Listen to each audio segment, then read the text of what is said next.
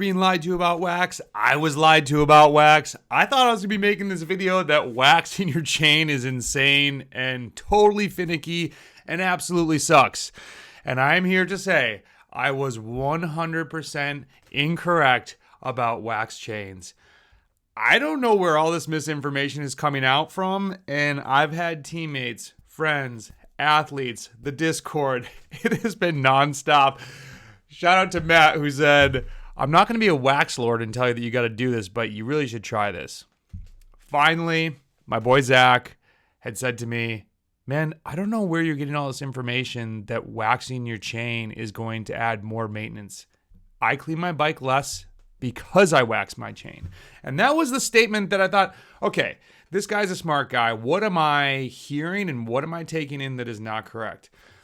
I'm going to get into all this, but here are the biggest gripes that I've always heard. The process is a pain in the ass, okay? This has been solved, and I will say by Silca, and I'll tell you why I picked that company to basically sponsor this video. The other thing was that you need all this special equipment. Everyone that I talked to about waxing had this pot, that pot. You got to get this. You got to know how to, oh, don't forget this little trick. There's all this little voodoo. That's not for me. I don't like tinkering with my bike. I barely like lubing my chain. And I've been lubing a chain for 350,000 kilometers of bicycle riding. I didn't think it caused me any problems. I didn't really care about the performance gains. Waxing the chain is so much better. I'm blown away. I've also heard this does not perform in wet conditions. I'm going to touch on that briefly. I don't really ride in tsunamis. I try to avoid it. I've actually this year set up a Zwift setup.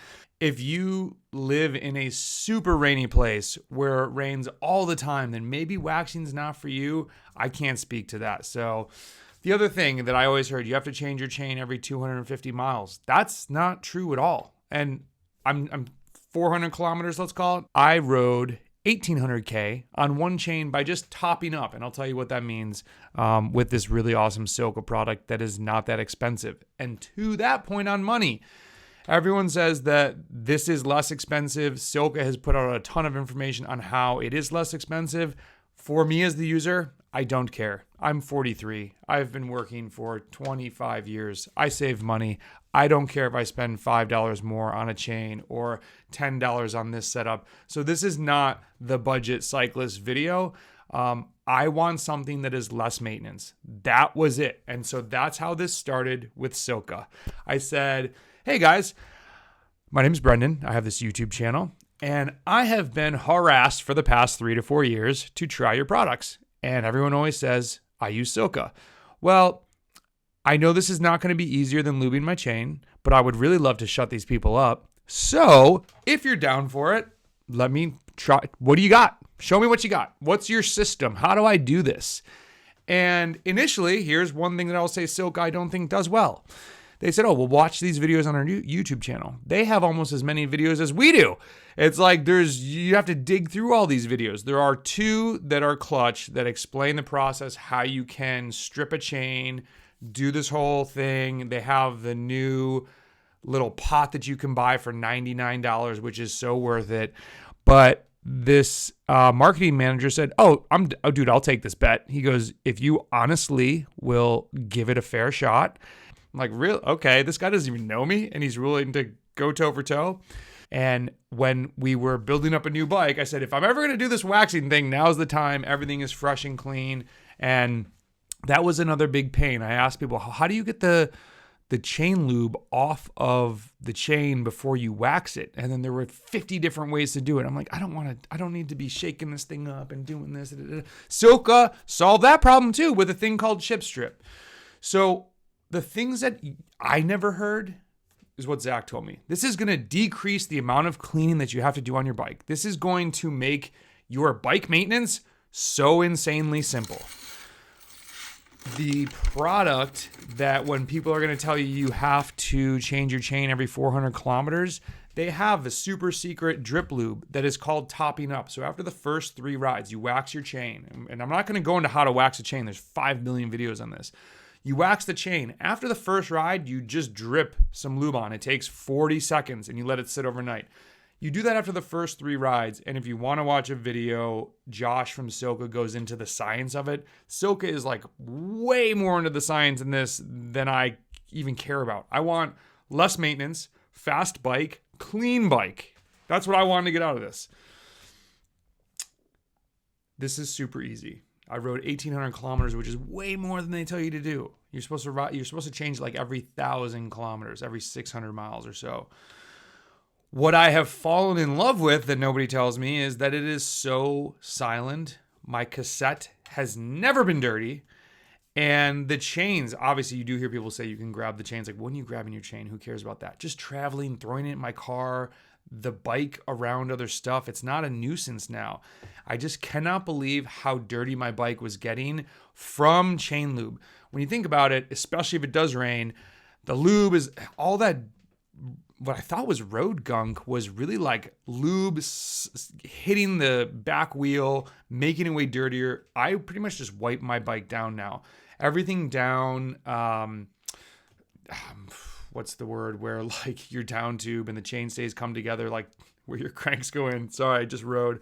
That whole area is cleaner. The derailleur is cleaner. My rear derailleur, I'm going to try and insert a picture of this, looks brand new. And I've just like wiped off a little bit of dust, road dust. So if you look into Silca stuff, chain prep, they do promote 2 different ways. They have chip strip, which I'm talking about. You just throw this little chip of wax, weird, whatever chemical it is, throw it into the wax. It melts. You wax your chain. You just dip the chain into it. And you have to let it soak. There's directions. You dip the chain in. It sits there for 5 minutes. You agitate it. You pull it out. And that takes all the factory lube off. On the flip side, they do also promote a product called Chain Stripper, which I will never use. I tried it. It's like you put the chains in, you got to shake them up, you got to let it sit, then you got to dump the stuff. I wouldn't try not to dump this in the grass. You're just like throwing chemicals on the earth.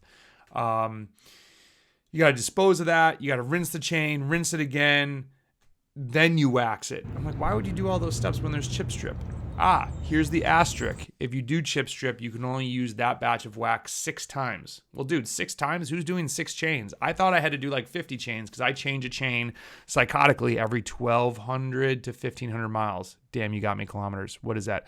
2,000 kilometers? I was just chucking a chain in the garbage because I don't want the chain to break, and I'm a big dude, and new chain day is awesome. So now I'm getting new chain day all the time. So you really only need to do 2 chains, maybe have a third. And let's talk about going to races. Because I said to them, wait a minute, I live in not really the Southeast anymore, North Carolina, but I'm in the mountains. It's cold. But I go down and race in Georgia. It's 100 and something degrees in my car when I'm racing. Is this wax going to drip off? Absolutely not. You're melting wax at 75 degrees centigrade. The wax is not going to come off in your car. That's not a problem.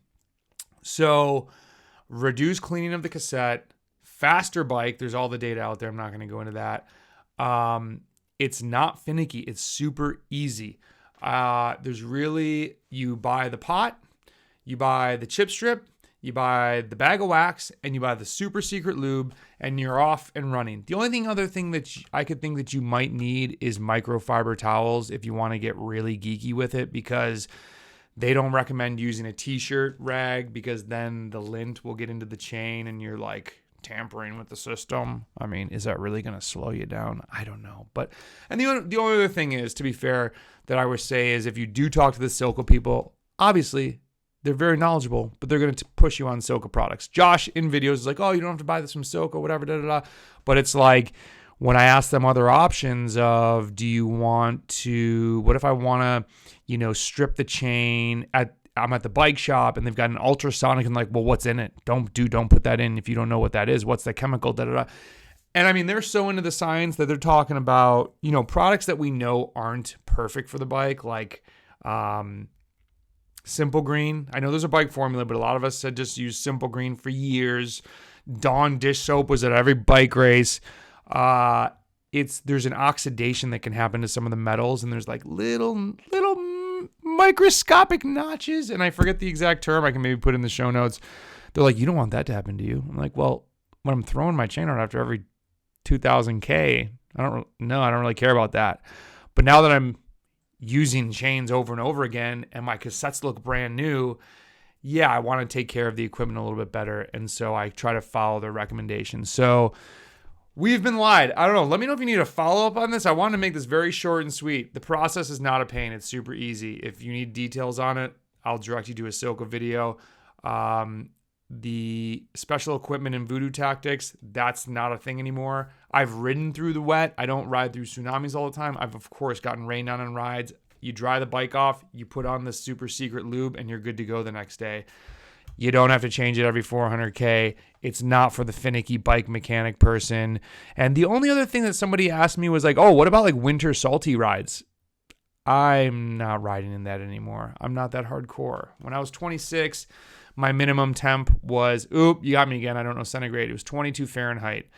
I'm not going to ride if it's like below 38 Fahrenheit now. So like close to 0 degrees Celsius.